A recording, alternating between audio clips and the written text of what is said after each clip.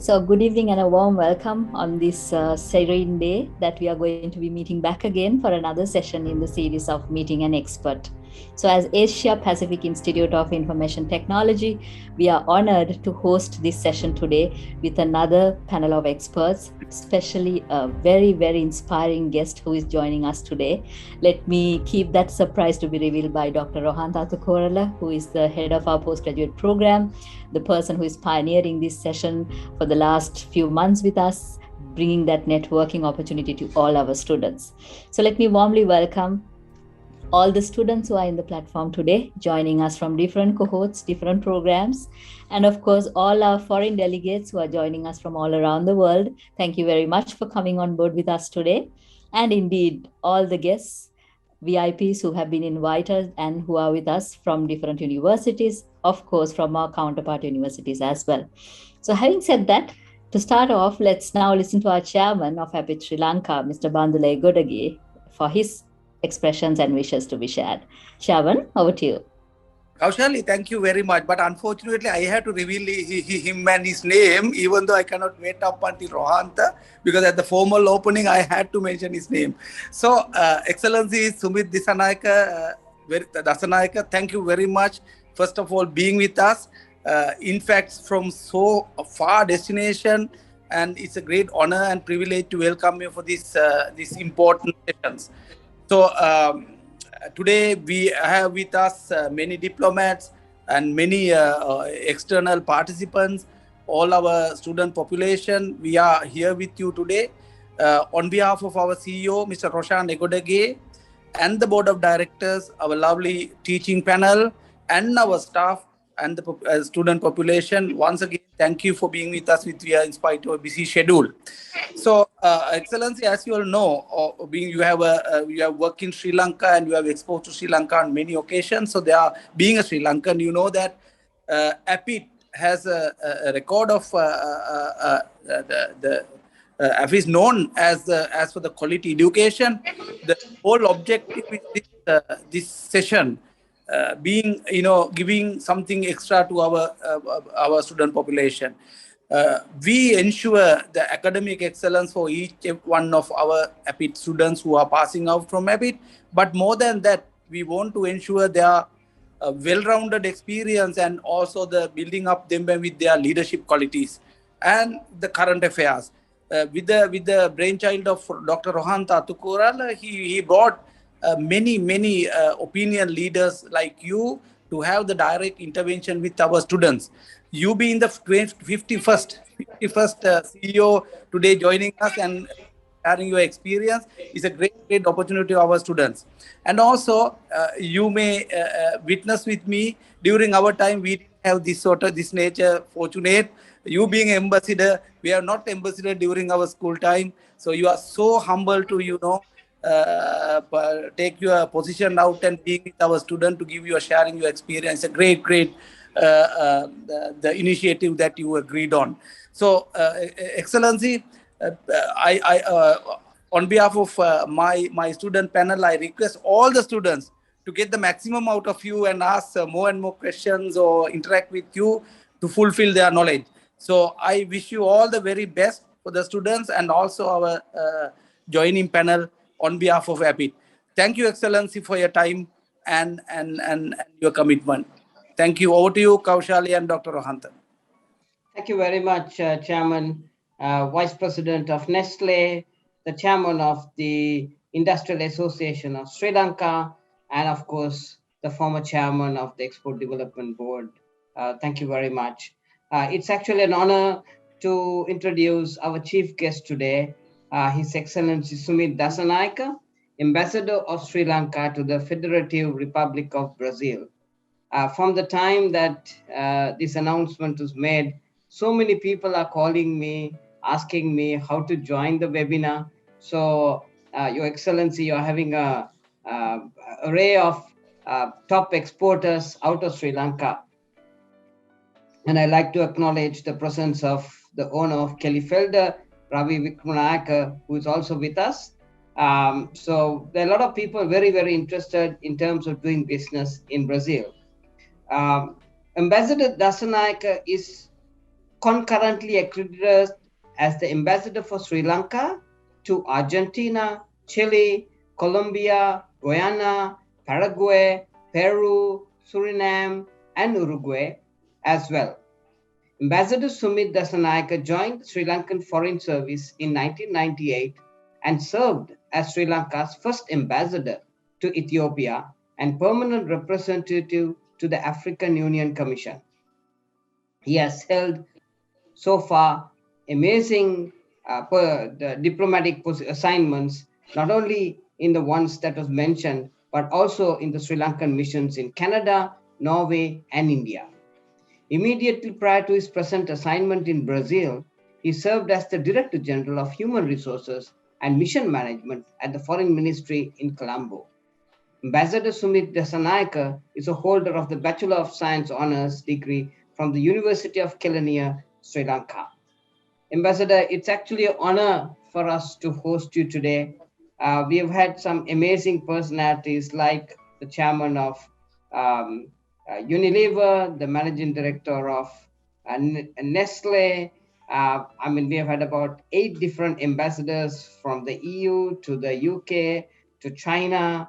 And actually, we are so honored to have you, sir, joining all the way from Brazil, an eminent diplomat who has conquered Sri Lanka's exports to the African region and now driving that whole business in South America. Sir, over to you.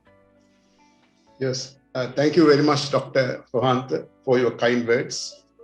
And also I wish to thank the chairman and other senior officials of your institute, as well as the all other organizers for giving me this great opportunity to speak to the undergraduate MBA students of your prestigious university. And also I would like to say, as Rohant knows, that I joined very recently and I came here on 13th of last month. This is my 6th week in Brazil. So I thought I must accept your invitation, and still I am in the settling process. And also now I will share my knowledge and experience, what I gathered during the last 6 weeks. And also I must acknowledge the contribution given by our commercial counselor, Ms. Sivali Vijayavantha, to make this presentation. Having said that, I will speak. My dear friends, Brazil, if I speak very briefly about Brazil first. Brazil, as you know, that is the largest country in South America with a population of 221 million and also with a per capita of US $16,000. That is Brazil, and it is the 5th largest country in the world and also the 8th largest economy. And the size of Brazil economy is 3.48 trillion in 2019. And also this is considered as one of the strongest emerging markets in the world. And also Brazil is a member of BRICS, founded in 2006. You know, BRICS members are Brazil, Russia, India, China, and South Africa. And it is expected that 4 members would dominate the global economy by 2050. Therefore, keeping these things and these figures in mind, we must always devise our strategies to penetrate into this market, not only to Brazil, even to the South American market, because in this region there are 33 countries. And also now Sri Lanka, Brazil, now both the countries, we have this colonial heritage. This Portuguese colonized Brazil in 1495, and Portuguese came and colonized the maritime provinces of our country, Sri Lanka, in 1505. And this country was under colonial power for 3 centuries, and Sri Lanka, we were under colonial powers for 450 450 years until we gained independence in 1948. So this is the briefly. And when you talk about Sri Lanka-Brazil relations, since our relations, I think, go back to many decades, but Sri Lanka established formal diplomatic relations with Brazil far back in 1960. That means 61 years ago.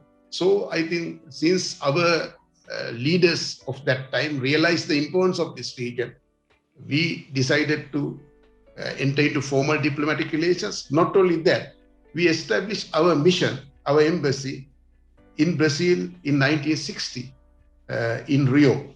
But subsequently, due to financial and other constraints and political considerations, the mission was closed in 1970.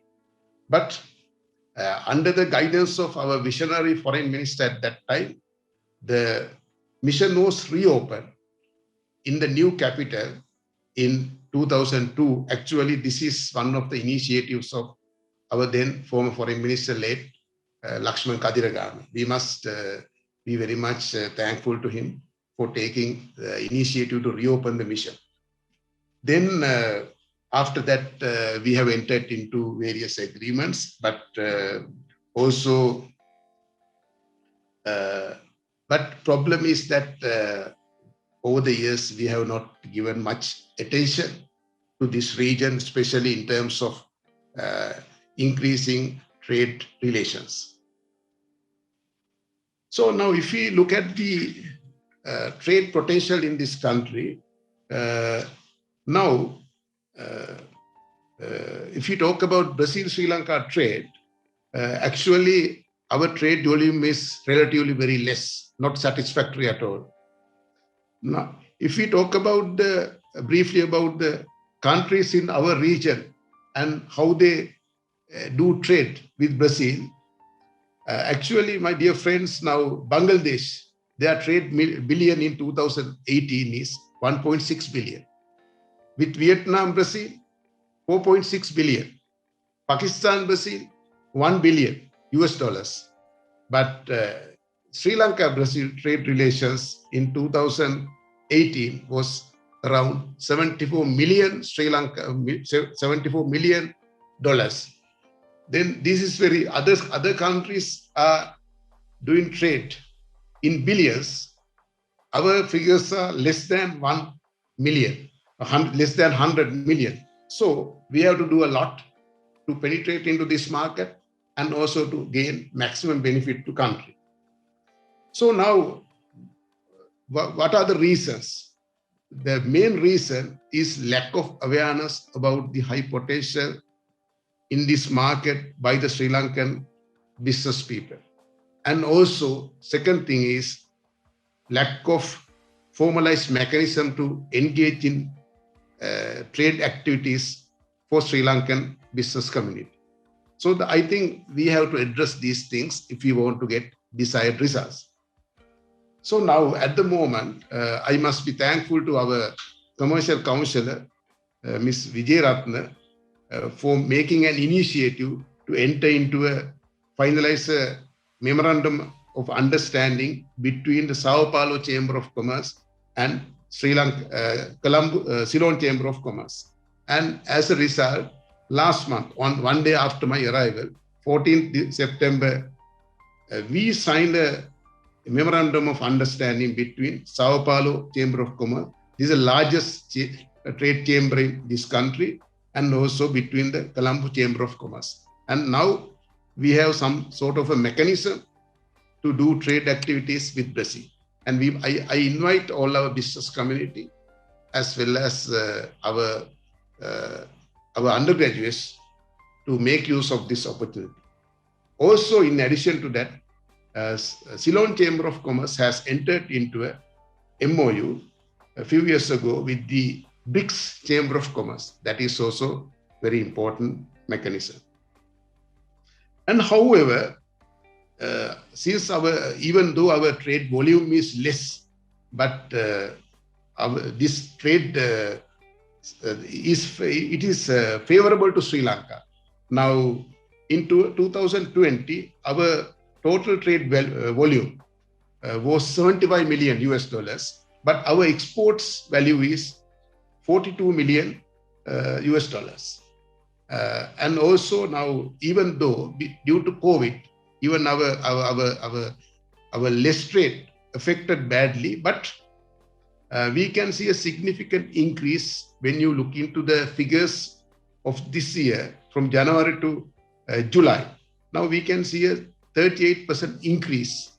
And also now trade figures of this year, first 7 months, stands at our exports stands at 39 million US dollars. So this is interesting, and we must work hard to export more items, and also we must make use of our mechanisms, and we must find out new ways and means. And now, what are the Sri Lankan products and services we could export to Brazil? Basically, there's a very good market for Sri Lankan products such as apparels, rubber products and articles, coconuts, electrical appliances, especially the spare parts, and household articles such as porcelain products and yarn, etc. Also, we have identified other areas. One promising area is the ICT sector.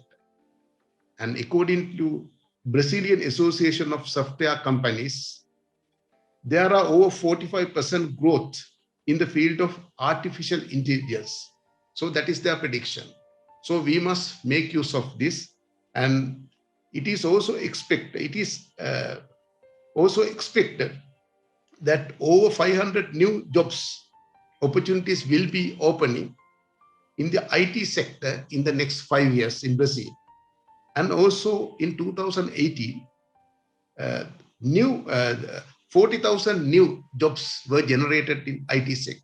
So IT sector is a very promising area, and I invite Sri Lankan IT professionals to make use of this opportunity and enter into the ICT sector in Brazil. And other sector is boat and boat building. And when you look at the figures in 2020, Brazil has imported items worth, that means ships, boats, and floating structures worth 4.5 billion US dollars. 4.5, not million, 4.5 billion US dollars. So this is a very interesting area. And also now, in fact, we are in touch with Sri Lanka, Colombo Dockyard, and also other companies in this field to introduce them to Brazilian market. I think that this will be a huge opening for our companies in this field. And also, other important area is coconut industry. Now, coconut is grown in Brazil, but due to soil type of soil in Brazil, but they don't get the expected output from the coconut industry. And especially, there's a high demand for coconut water. So then our embassy has received an interest from a Brazilian company to import 60 containers of coconut water next year. That the value of one container is 30,000 US dollars. So you have calculators and you can make your figures. Then 30,000 into 60.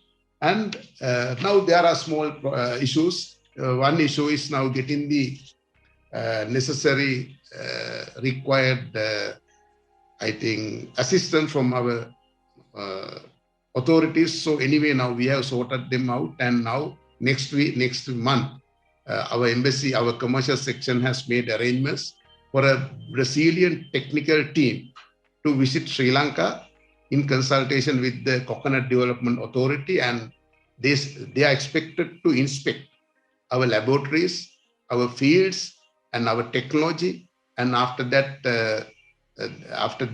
they should issue necessary certification, confirming that our products are in good order and they are very good. and thereafter we will get the opportunity. I think we must not lose this opportunity. This is a very golden opportunity, and in the future, if we get this and our other companies in this sector field, they will also be able to export their products. And other area is tourism sector. Tourism sector, actually, now Brazil, I told that their per capita income is US dollars around 70,000. So now there's a rich class in this country. The rich class, because the population is 201 million, 220 million. So the considerable number of population, they spend their time for tourism. And so and also the Brazilians are very relaxed and very friendly people. They like very much entertainment and traveling and so on. So tourism industry, we must try our level best to attract Brazilian tourists to Sri Lanka. But now when we look at the figures, also not satisfactory. So now, but Brazilian tourists are visiting our region. But now if I share some information, now in 2018, the 60,000 Brazilian tourists have arrived in Thailand, and around 30,000 to India, around 10,000 to Maldives, but unfortunately, only 2,400 Brazilian tourists have visited Sri Lanka. So that is also because of the lack of awareness about our tourism industry and the facilities we offer to tourists. So even now, our last week, we sent a strategic plan to our tourism authorities to attract tourists going to the region, to our country. Not only actually Brazilian tourists and tourists from other countries, like big countries, Argentina, Peru, they are also going to our region. But now we must have a strategic plan to attract these tourists to Sri Lanka also. And embassy has decided to join all the tourism, promotional tourism fairs and other activities next year. So that is how we are going to do that. And also we hope that we will be getting necessary support and assistance from relevant authorities in Sri Lanka.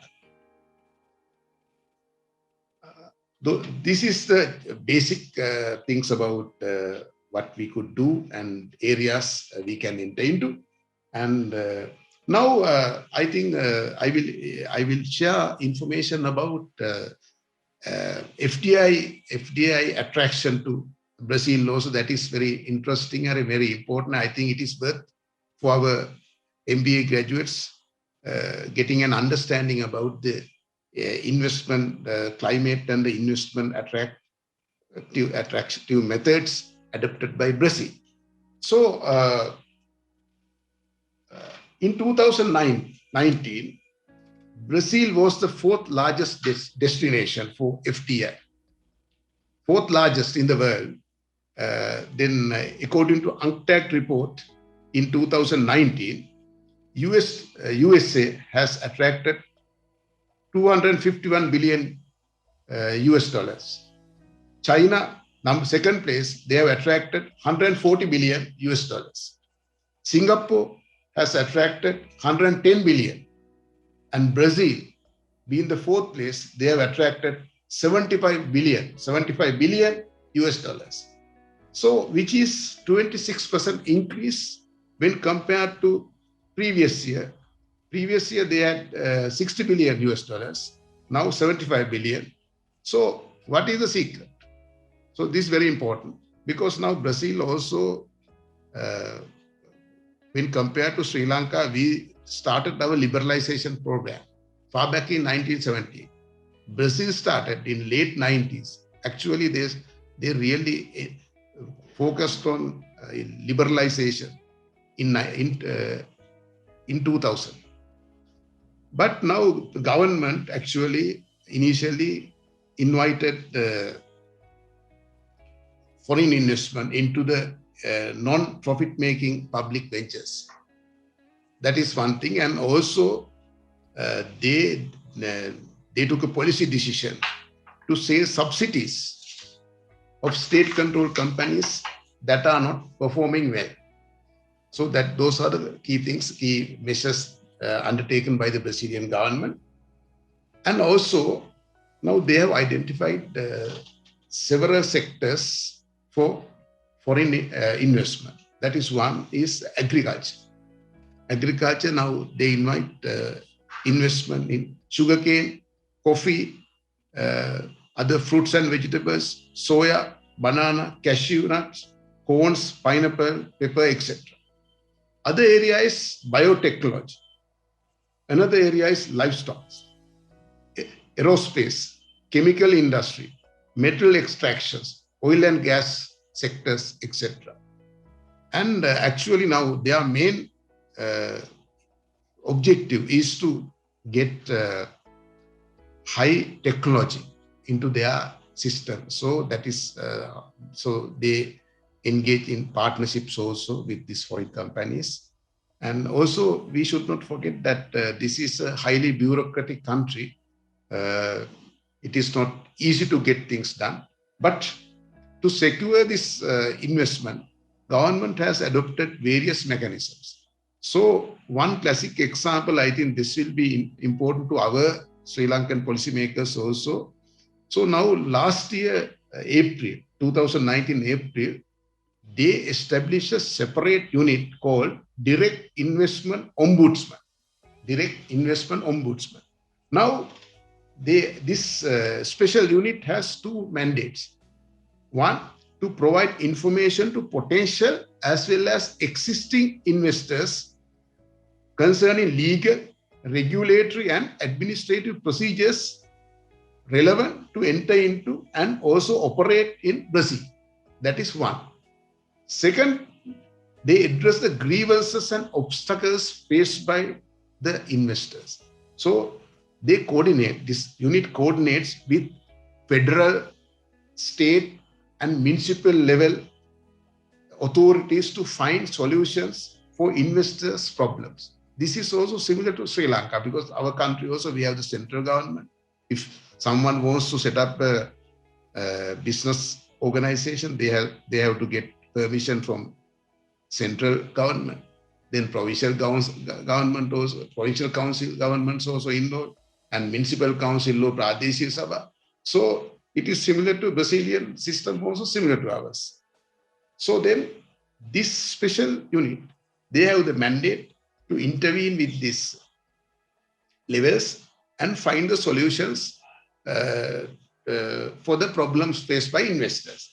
And very interestingly, within a period of 6 months, actually within a period of 10 months, 19 cases have been referred to this special unit, ombudsman, and out of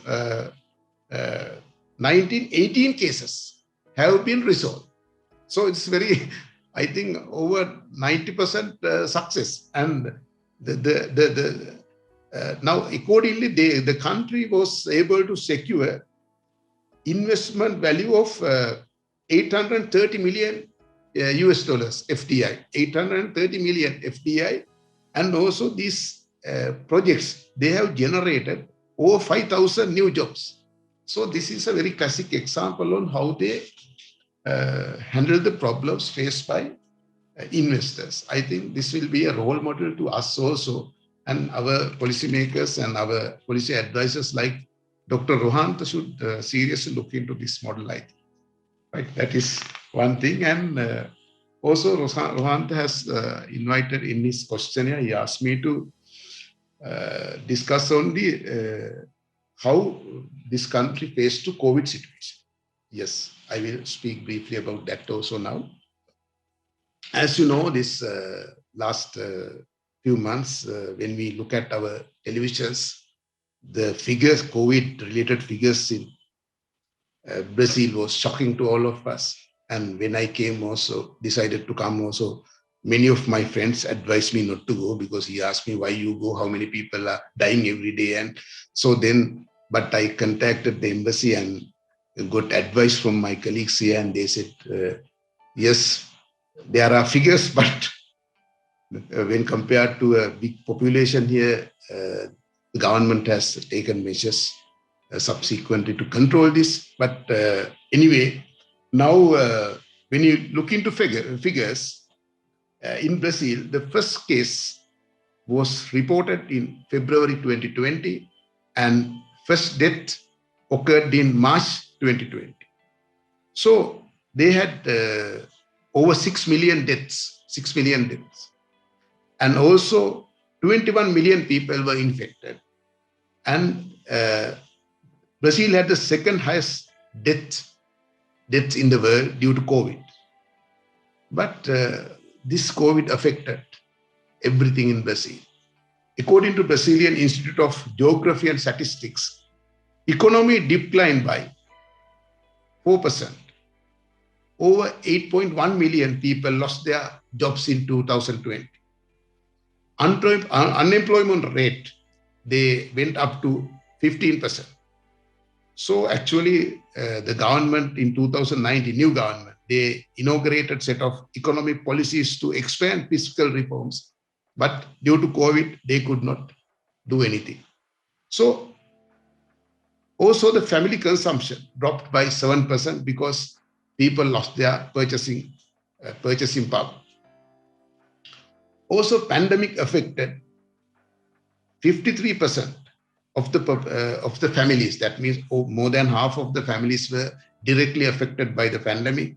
And also, out of that, 13% of household had at least one person fired.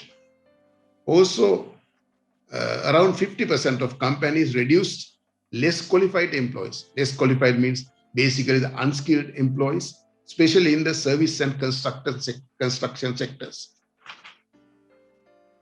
And also the manufacturing sector dropped by 17% and retail sector dropped by 15%. That means now actually their economy was more or less basically devastated due to COVID. But the country actually now, despite they had problems, they introduced lockdowns, then lifted on public protest and all these things. But despite all these problems, there was a tremendous increase in agriculture. So they continued in agriculture and they had a very high demand for foods from China. So Brazil very successfully exported their agricultural products, especially the meat products, to China. And also they recorded a positive trade balance of $50 billion in 2020, $50 billion, which was 8% increase when compared to 2019. And that is there. And also now, I will share with you on the constructive measures initiated by the government to mitigate economic damage due to COVID.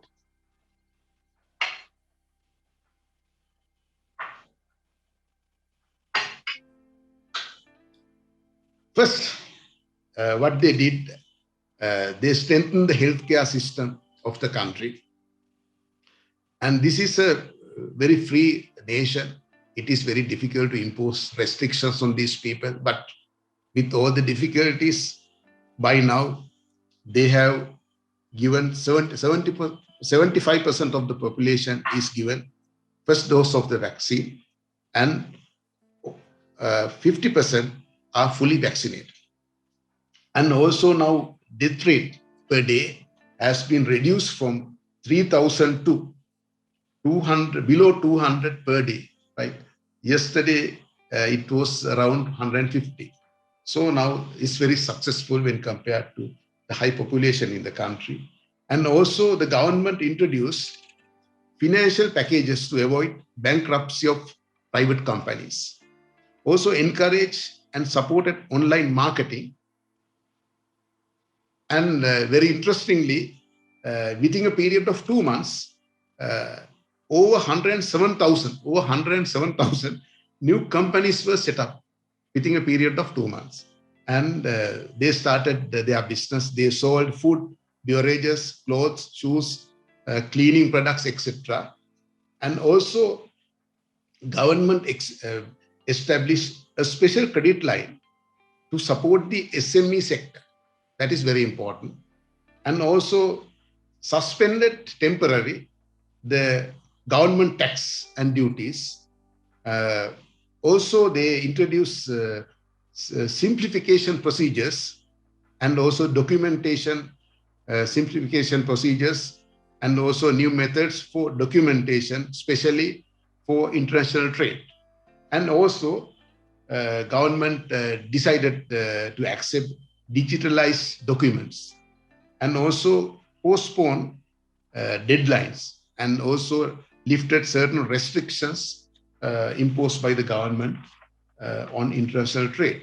So that is how Brazil has taken measures to mitigate the economic impact due to COVID. This is what I want to share with you.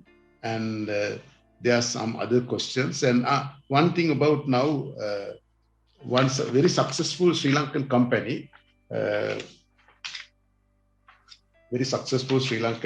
doing business here.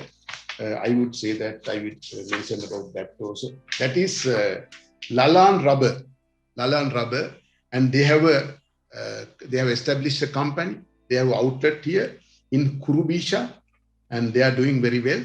And during the time of the pandemic also, they did well, and even some other Bacilla tea also available. Even Imperial tea is available.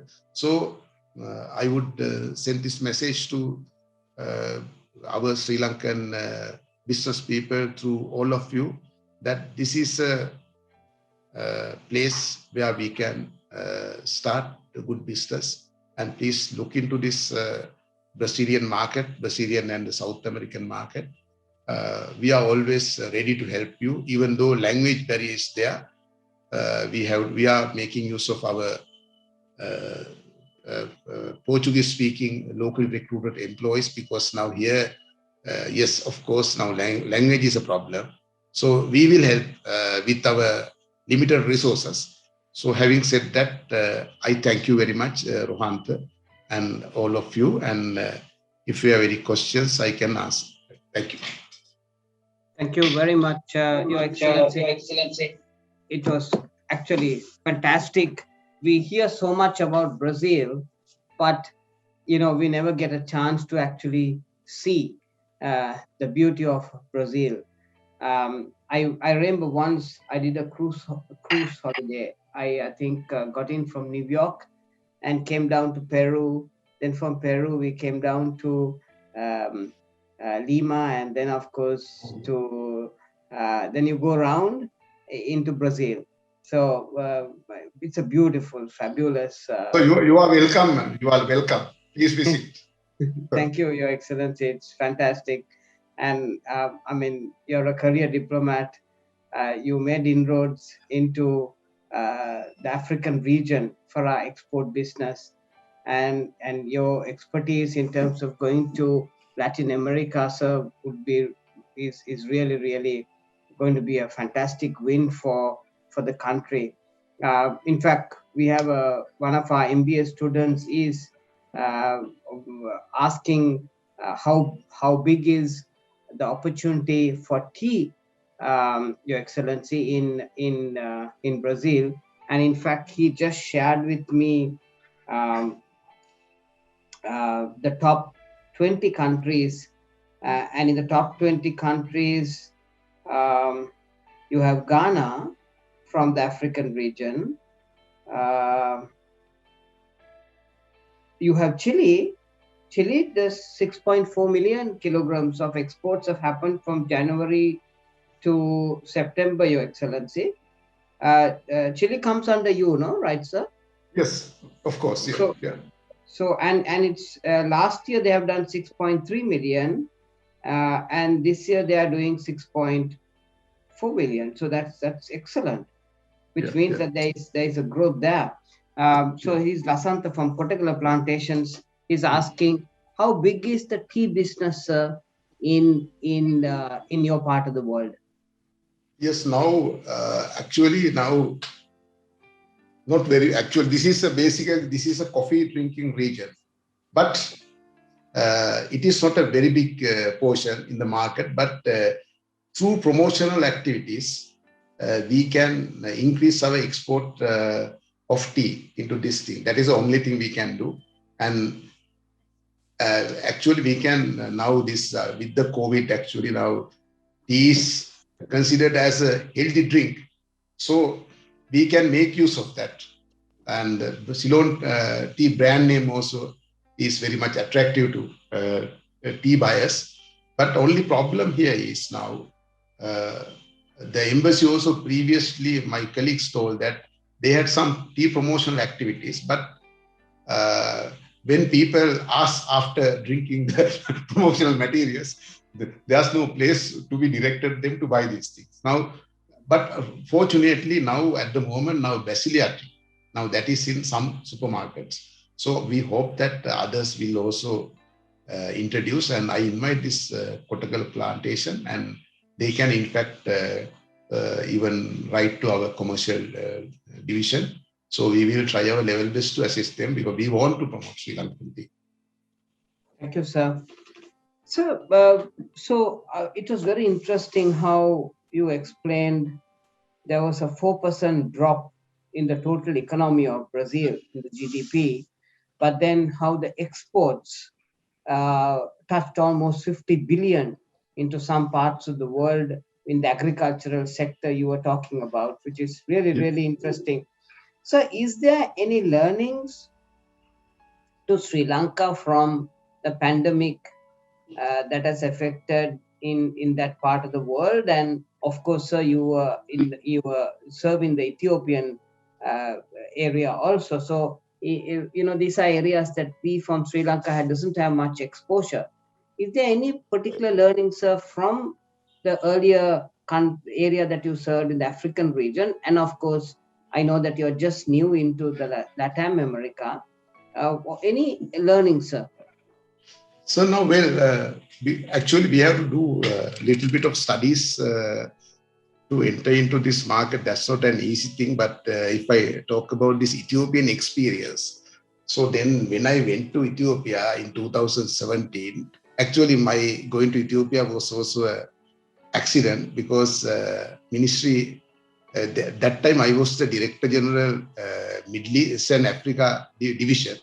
Then I happened to prepare this cabinet paper and all these things to open a mission in Ethiopia because of two things. One, huge potential, as well as the African Union Commission headquarters is there, 54 members. So government decided to open a mission there.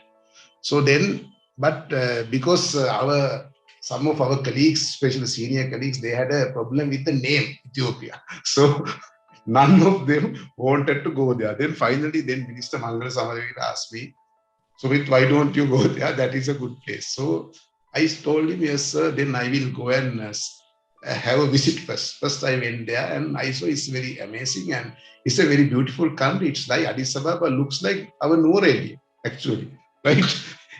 It's a very mountainous place. So then I thought that, yes, now I studied them because now they have got this quota for garment industry also, and country had decided to accelerate what is that this liberalization process, and accordingly they wanted to set up 17 industrial parks right at that time, but 2 parks they had already completed by 2017. So I thought, then we went there, and when I went there, only 100 Sri Lankans were working and doing business in Ethiopia. But 2000, I think we opened the mission in 2017 March, and 2017 June, we opened 3 Sri Lankan factories in their first industrial zone in Hawassa, that is around 250 kilometers away from Addis Ababa. And Isabella Garments and Hydramani, they opened 2 factories, and Hela Clothing. So they started. So now they were doing well actually, but our employment, because now that is only for skilled category of Sri Lankans, around 1,000 people were benefited, and they were drawing very good salaries. and also other business like other supportive area like chemical industry, our chemical exporters and our packing industry, they also got benefited. And I think now, but unfortunately, due to COVID, our employment rate has dropped by 50%. But I think again we must focus on this because now the openings are now by now I think by the time I left in 2019, they opened they completed 5 industrial zones. Actually, for their first industrial zone in Havasa, it is a blueprint of our Katnayaka export processing units set up in 1978. And interestingly, their Minister of Investment. His name is he visited Sri Lanka a few times to share, to gain experience, to learn from Sri Lanka on how this we set up our industrial zone in Karnataka. So Sri Lanka actually now we have huge potential, and then the problem is now we are not making use of these things. And I invite my other colleagues also to go to Ethiopia and go to the African region, because now in few years' time, these 2 regions, Africa and Latin America, will be the leading, they are the hubs actually. This other thing also now, especially in Africa, it is very difficult to, very easy to interact with the higher level, right? Easy to get appointments. So we must make use of these things. But this country, actually, I am very new. I presented credentials to the president, I think 8th of this month.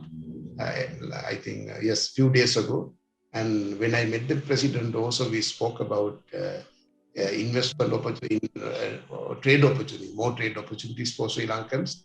So we will see that. Give me some time. And so with my limited team, we will work hard and we will try to do something. And at least I want to double we can easily double the tourism figures. And last week we had a meeting with the Honorable Minister Basil Rajapaksa also. In that meeting, I told him that I can easily double the tourism figures now. Now at present it is 2,400. We can bring over 5,000 very easily, but we have to do small marketing here. So we will do that. So what is the best example, sir, of a Sri Lankan product in Brazil? And of course, since we will not have access to a market like in Ethiopia, what was your best example, sir? No, according to the figures now, I think this rubber and rubber-based products, and also this Lalan rubber, that is a classic example. And in addition to that, I was told that Sri Lankan garments are available in this Brazilian stores also, right? Because these are high-end garments. So, and porcelain, Sri Lankan porcelain materials also, they are expensive here. But I was told these things by my colleagues and some other friends. Even Indian ambassador told me last week when I met him. So these are things, but only thing because of the geographical distance. So people are a bit lazy to come to Brazil for promotional things. So we must do our promotion and marketing, because now, you know this, Swanta, now we are in a very highly competitive world. So all the people are fine now. There are, for one product, there are more than 100 manufacturers. So we have to compete with them. But we have to maintain the quality. That is the most important thing. And price also. So these are the challenges. But we have to accept the challenges if you want to do business in a globalized environment. So, Your Excellency, what was isn't cinnamon a big product consumed in Latin America? Yes, because now cinnamon basically goes to Peru, Argentina, Colombia, right? And now we had a certification problem. And thanks to Mr. Jaffe, my predecessor, that has been now cleared. So our volume should double. But now, according to our figures, now last year we have exported around our export value of cinnamon to this region around 100 million US dollars to all three countries. It's good. Okay. And that can be increased substantially. I have no doubt about that. But COVID affected, now we have to again, now when I go to present relations to these countries, that's my priority, then I will meet these trade chambers, and we will try our level best to increase our exports of cinnamon products. And I think we will also have a market for our spices also. So we will try. Actually, I remember when I was chairman of EDB, I started this whole project of differentiating cassia with Ceylon cinnamon, and got a HS coding which is significant, and now of course the industry has really developed with the Ceylon cinnamon proposition, sir. And now of course value addition is very strong. So now you can actually make cinnamon available in the supermarket. So I think most of our exporters will look up to you to give the leadership move forward. And Definitely. I think, most of the students also who are already in like middle to senior level management, maybe they can take the story to each of their companies as to how they could drive maybe the cinnamon industry, sir. So just moving to you, since these are all youngsters and you're a graduate from one of the top universities in Sri Lanka, which is Kelaniya. So what made you select the foreign service as your career? Oh, thank you very much. Actually, now I did science. I didn't do international relations or anything. I didn't have even a dream to join the public sector, right? So my joining the foreign service is an accident, but it will be interesting because now that time after JP insurgency, I entered the university in 92, and that time biological science students were allowed to do some subjects which are relevant to private sector. My subjects were chemistry, industrial management, and botany, right? So I was very much interested in doing these industrial management modules, and for which our university hired that time private sector CEOs as visiting lecturers. One was Dr. Cabral. He was at the Unilever's human resource manager, and subsequently he became the chairman of Ceylon Gas Company, I think, in 1995 or 96.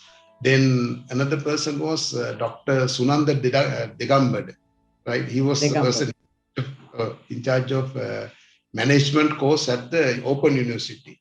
So I did that too. I followed that too at that time. And so this, and there were some others. So I can remember these two very well. They indirectly influenced us joining the private sector. So my dream was to join the private sector. So soon after graduation, even before results were out, I got an opportunity to work as a management trainee for John Keys Holdings. So after having a few months training at John Keys headquarters,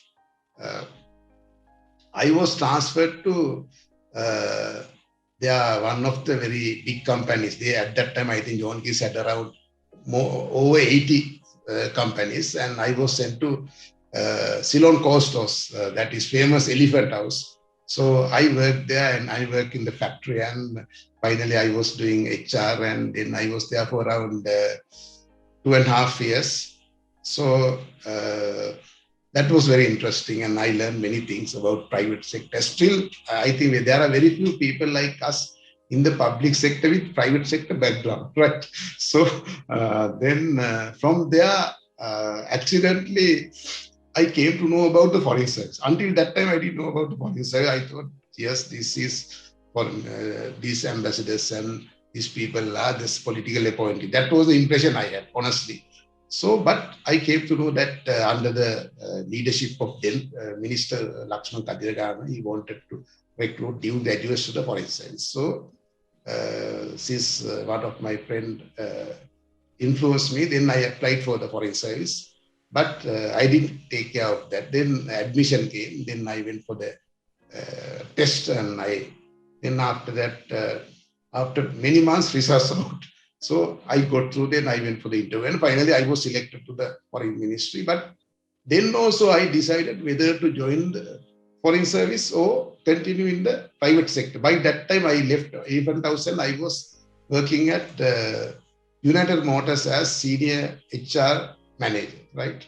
So then I had a big argument also with that time with CEO Hidal Arachi, Mr. Hidal Arachi, and he asked me, why you joined my company if you wanted to leave this after 3 months. But I decided to join the foreign service. So then I came in. But actually, then I thought at that time, considering the setup, I thought this would be an opportunity, rare opportunity to serve the country as a diplomat. So I think I have no regrets now, because now I had very good opportunities, and also I had the opportunity to work under Mr. Kadiragan and with any all other foreign ministers. They were very helpful to us to build up our career. And then first I was posted to Chennai.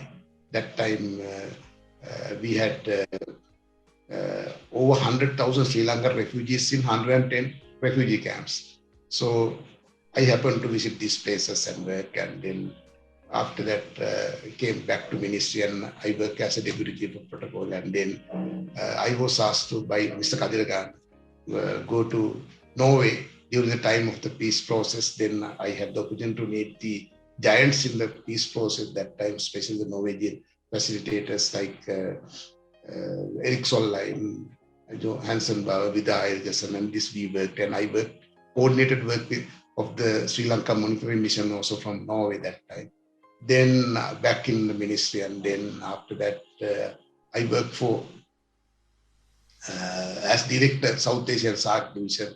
Then while working, minister Bogalagan wanted me to go to Canada soon after ending the conflict and do political work. But that time we had lots of LTT front organizations. I must give you one more minute to tell this.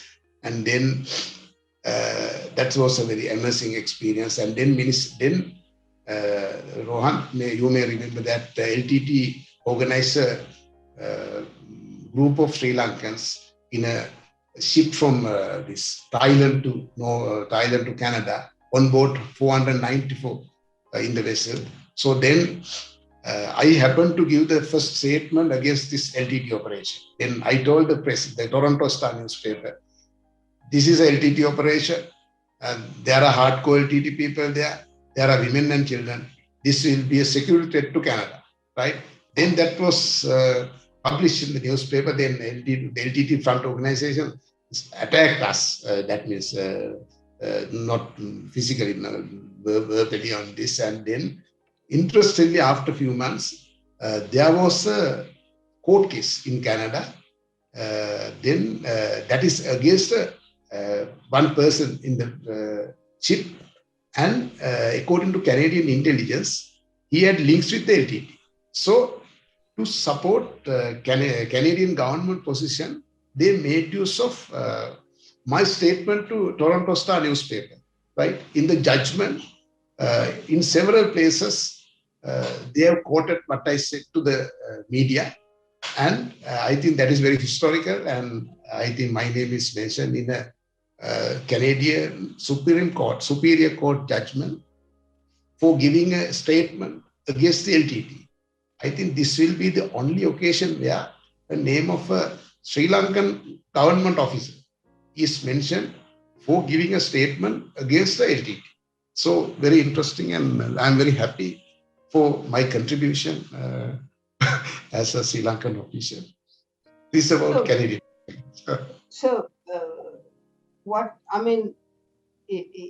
It's very significant, but how you moved from a John Keel's private sector to the government sector, and then making amazing inroads and service to the country.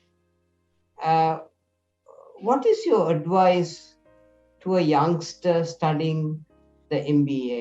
What is your advice from your experience, Your Excellency?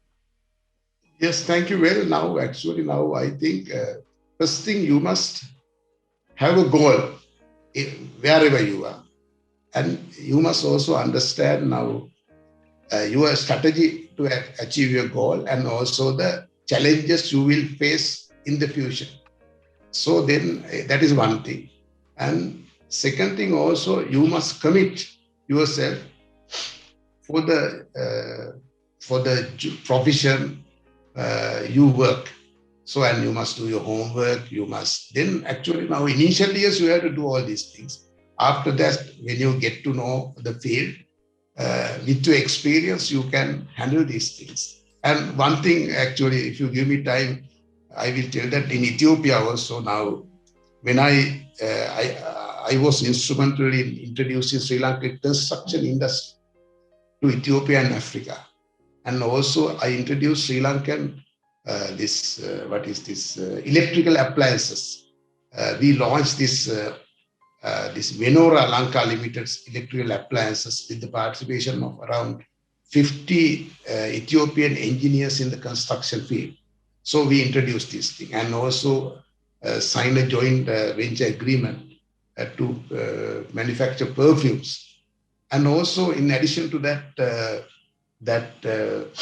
3 months after establishment of the mission, one vessel on board 13 Sri Lankans were captured by the Somali pirates. So Somalia was also under me. So then the challenge was to save these people. And actually I received the tremendous support from the then Foreign Minister Mangala Samaravira, I must mention me.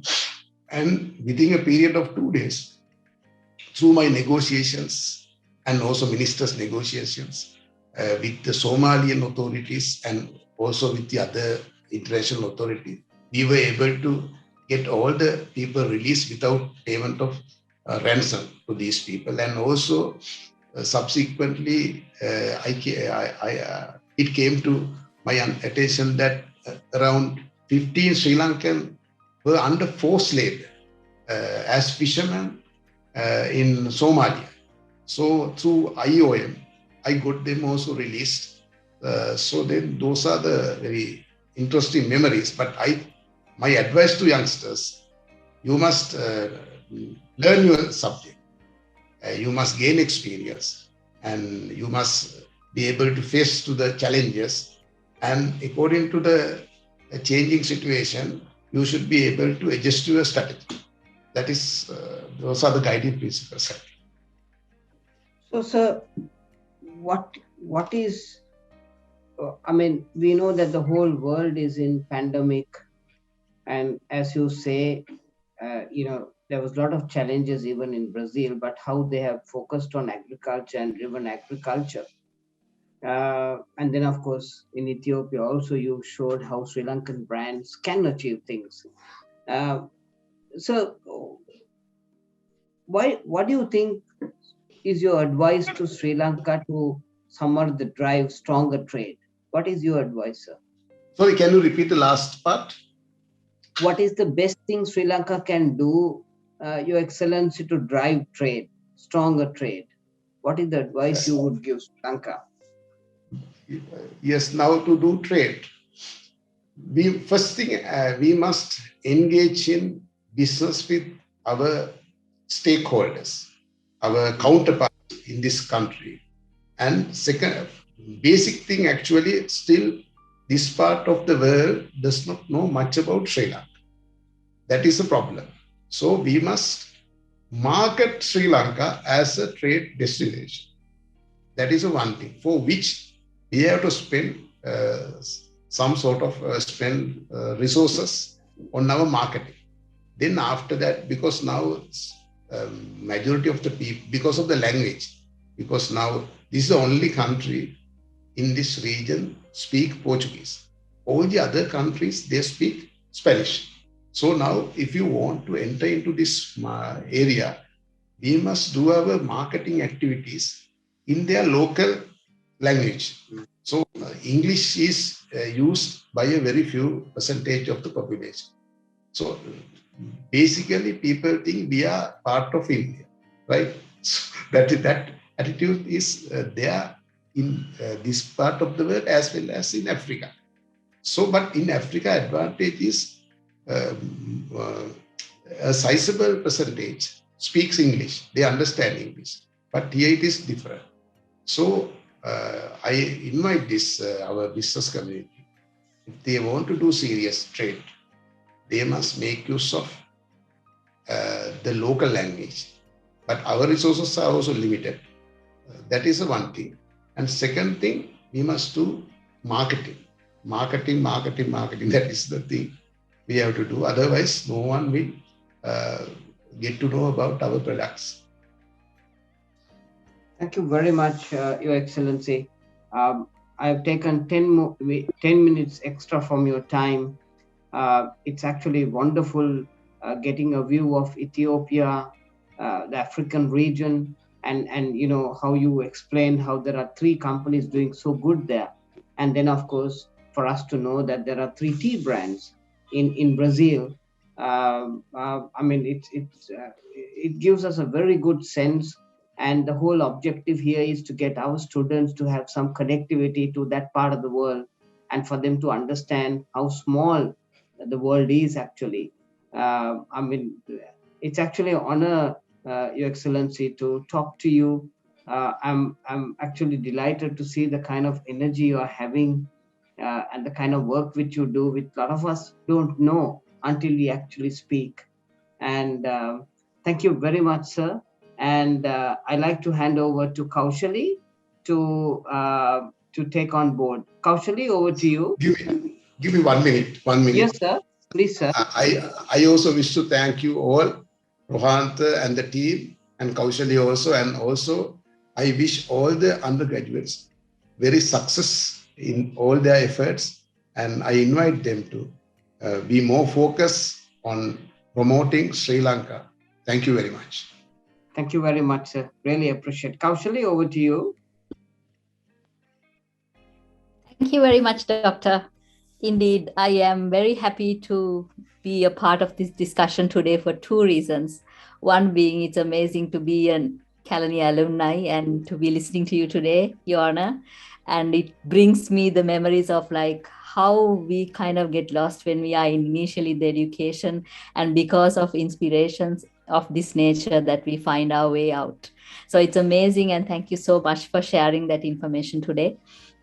And indeed, students, this is a very good opportunity for you to not just get to know the connections, networking, but also for you to go forward and start your own inspirations and start your own programs as well. So having said that, this brings us to an end of another session on this series, and we are just going further and further with all the expert information.